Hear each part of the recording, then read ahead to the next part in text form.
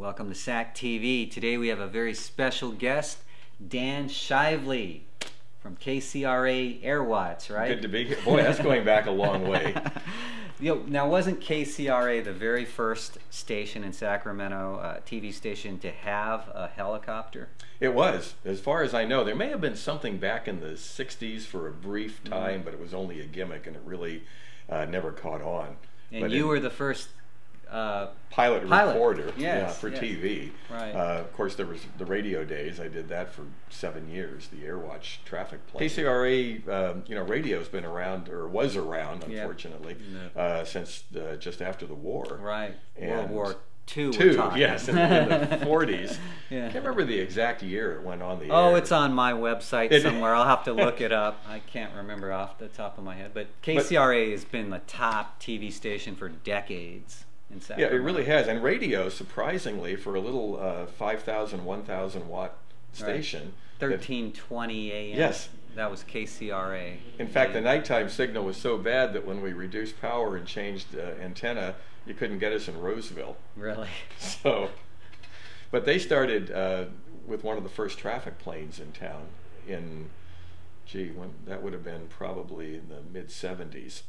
And then I came along and I was hired there in 72 to produce the morning news.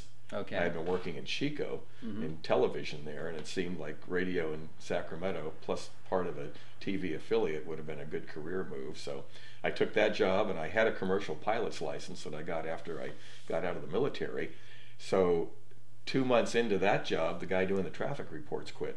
And the general manager asked if I'd want to try it for a few months. And that led to 7 years. Wow. And it was a great state. We were #1, against the big KFBK 50,000 watt flamethrower for a long time there.